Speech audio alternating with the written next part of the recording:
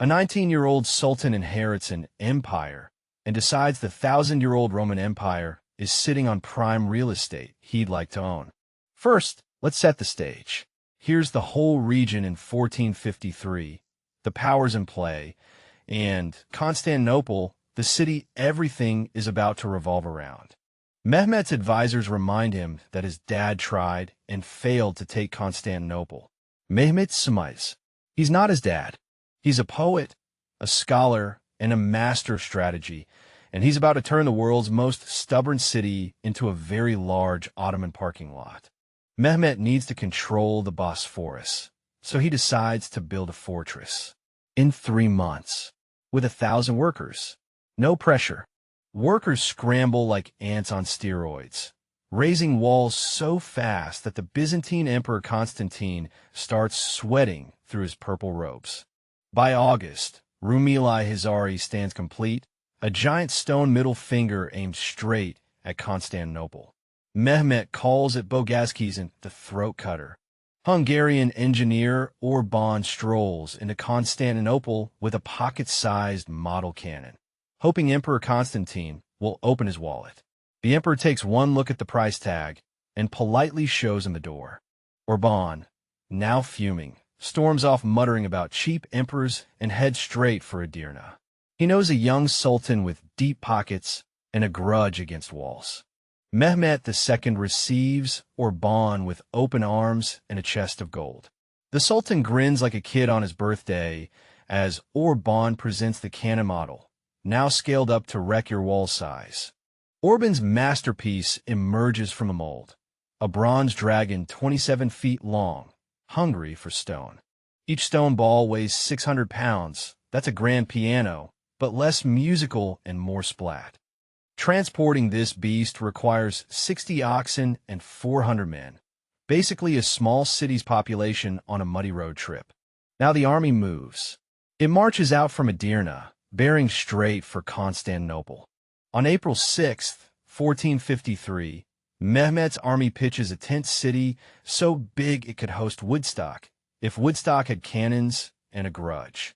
Here's Constantinople up close, the walls, the water, and a few miles that decide everything. Inside the city, Constantine XI counts his defenders, 7,000 souls, including 2,000 foreigners who look like they wandered into the wrong bar. Mehmet's cannons open the party with a roar that shakes the walls and the defenders' confidence. Boom goes the dynamite. The Ottoman fleet arrives at the Golden Horn, only to find a giant chain blocking their path. It's the world's most exclusive nightclub, and they're not on a list. Admiral Suleiman Baltaglı bangs his fist on the railing, cursing the chain's existence. His ships are useless here, and he knows Mehmet will be furious. Byzantine defenders cheer from the walls, taunting the stranded Ottoman sailors. For now, the chain is the hero of the hour, a very long, very heavy hero. On April 12th, Orban's Bombard finally speaks. The stone ball punches a hole straight through the Theodosian walls. 1,000 years of nope undone in 1 second. But reloading the Bombard is like waiting for a sloth to run a marathon.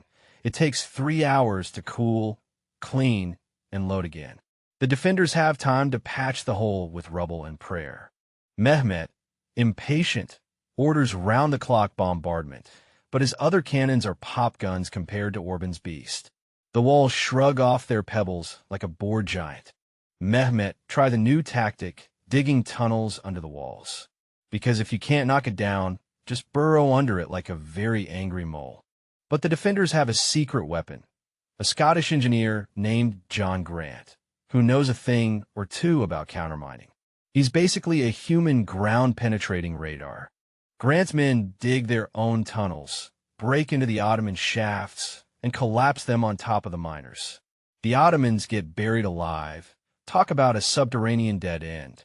Mehmet stares at the Golden Horn chain and thinks, if I can't go under it or through it, I'll go over it. Genius or madness? Both, really.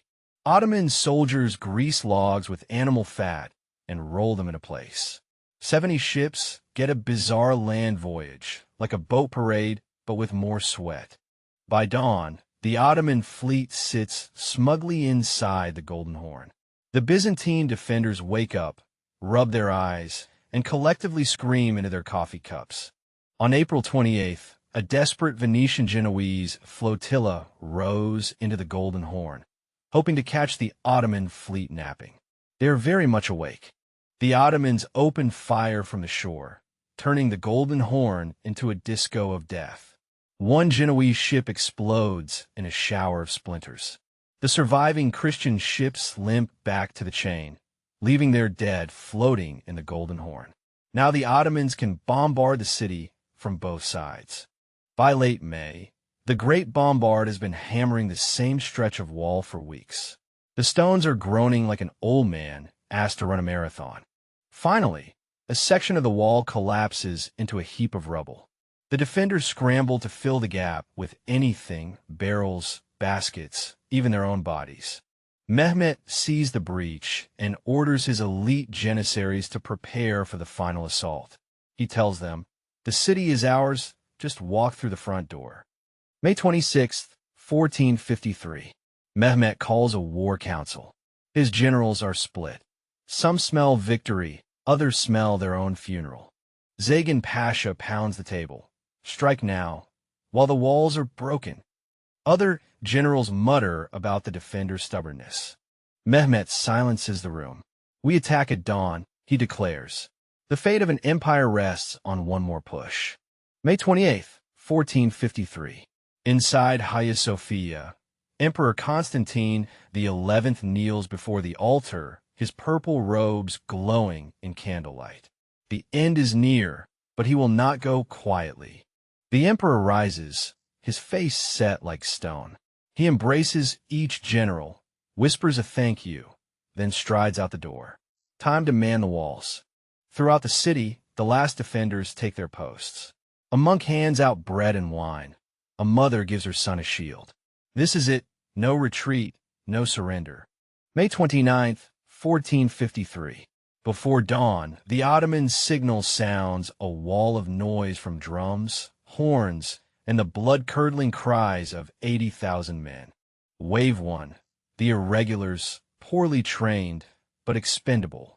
They charge with ladders and grappling hooks, hoping to overwhelm the defenders by sheer numbers. The Byzantines hurl stones, boiling oil, and Greek fire. The first wave breaks like a wave on a seawall, except the seawall is manned by very angry Greeks. A crossbow bolt thuds into Giovanni Giustiniani's shoulder. He staggers, arm dangling like a broken puppet, blood soaking his armor. His men drag him to the rear, bleeding and cursing. Giustiniani shouts for them to let him fight, but the wound is too severe. As Giustiniani disappears through the gate, a ripple of panic spreads. The defenders falter, glancing back. Their rock is gone. A forgotten postern gate, the Kerkoporta, stands unlocked. An Ottoman scout gives it a curious push. It swings open. Janissaries pour through the Kerkoporta like ants at a picnic. They don't stop to admire the view. They flank the defenders on the wall. Panic spreads faster than the Turks. The Byzantine line crumbles. It's not a breach anymore. It's a flood. Constantine spots an Ottoman banner waving from a broken tower. He's seen enough. He kicks a janissary in the shin and charges. He swings his sword like a man with nothing to lose, which is accurate. 2 janissaries go down, but more flood in. The emperor vanishes under a wave of green turbans. His body is never found, just a legend and a purple cloak in the mud. By midday, the Ottoman flood pours through every gate. The city that had held for 1,000 years finally runs out of miracles.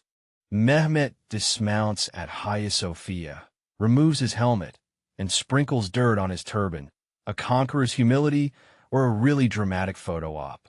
He then issues the order, 3 days of plunder. The soldiers cheer because nothing says civilization like a sack with a schedule. Mehmet rides into Hagia Sophia, the greatest church in Christendom, now his trophy. He's about to give a new look. He dismounts, picks up a handful of dirt, and sprinkles it over his turban, a humble gesture. Then he strides to the altar, ready to rewrite history. Mehmet orders the cross removed and the mosaics covered. A muezzin climbs the bell tower and calls the adhan, the first Islamic prayer in Hagia Sophia. Mehmet strolls through the ruined city, grinning like a kid in a candy store. He has just made Constantinople his new capital, the Ottoman Empire's flashy new trophy. By imperial decree, Mehmet invites Muslims, Christians, and Jews to repopulate the ghost town. He's not picky. He just wants tenants who pay taxes. The Byzantine Empire, after 1,000 years of ups and downs, finally calls it quits. The last Roman emperor is a pile of anonymous bones.